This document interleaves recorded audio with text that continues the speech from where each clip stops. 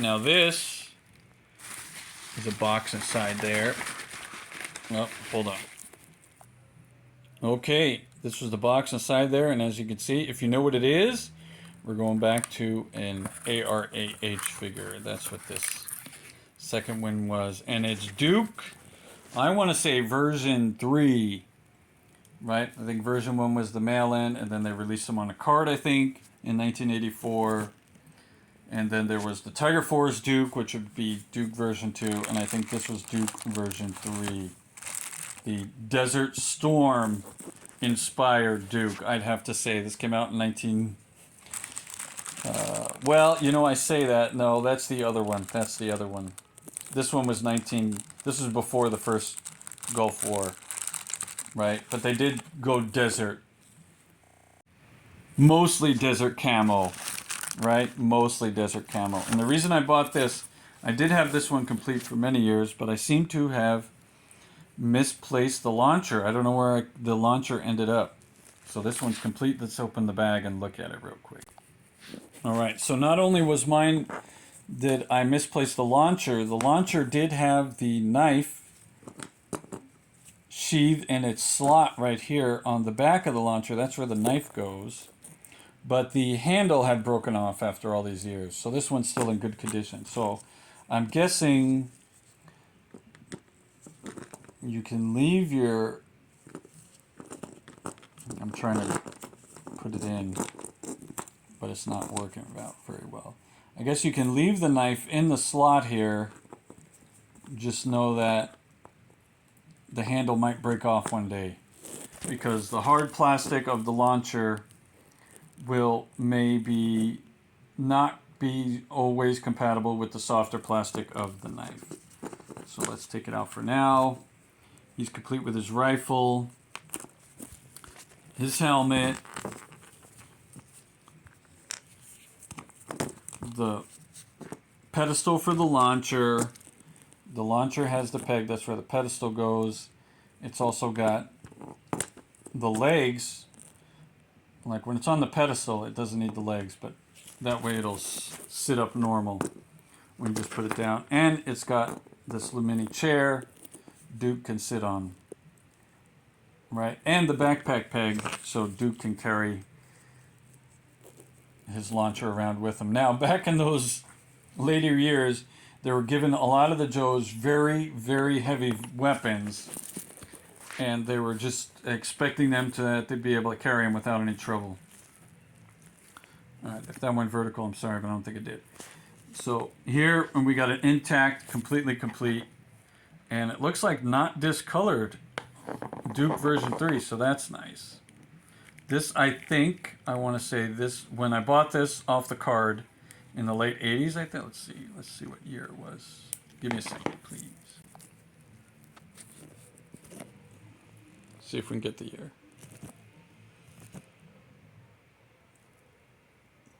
Oh, is that 1991? Oh, so it was Gulf War inspired. All right, but then again, I think the next year or the following, it had to be like 92.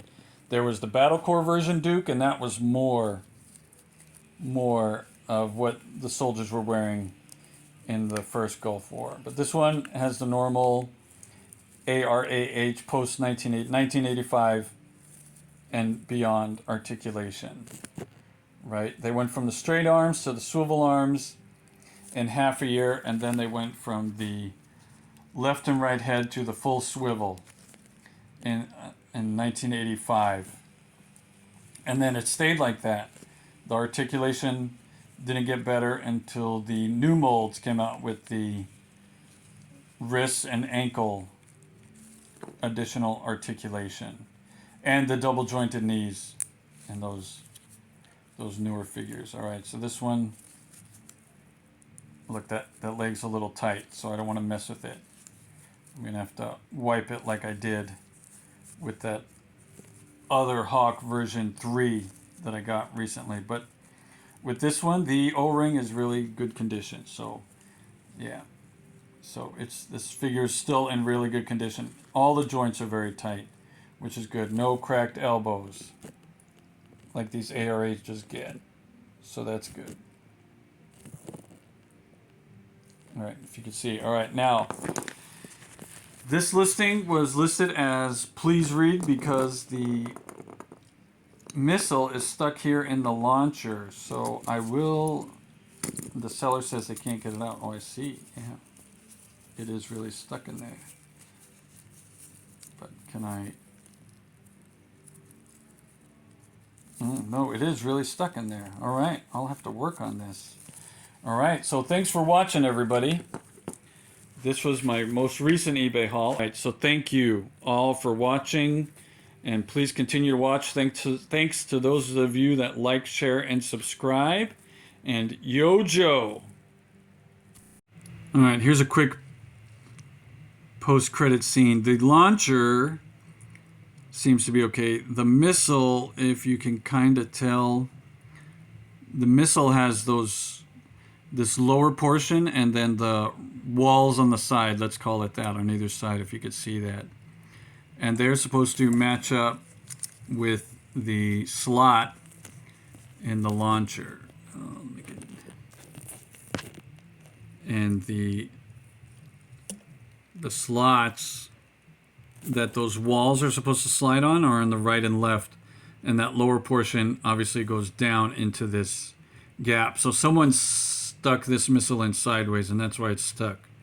So it's going to take me a little while to get it out of there, but I think I can get it out. Just a little wiggling and elbow grease. All right, thanks again, and YoJoe. Thanks to those of you that like, share, and subscribe. All right, another quick update. All right, I was able to do it, thankfully. I just wiggled it left and right, and then, well, let's see if I was able to do it. Locked in place. All right, it works. Y'all saw that? Hopefully that got, okay. I wiggled it, and I was able to turn it and turn it and turn it till it was in the proper orientation. Let's see if you can see. No, you can't see in the back. That's why the back is like a full circle. So, and then from this gap here is where the slot starts. So the spring can latch around to the back portion, and that holds the missile in place, the rocket, and then it launches. Right, so again, these grooves need to match up this there you can kind of see it there, right? The walls and the drop down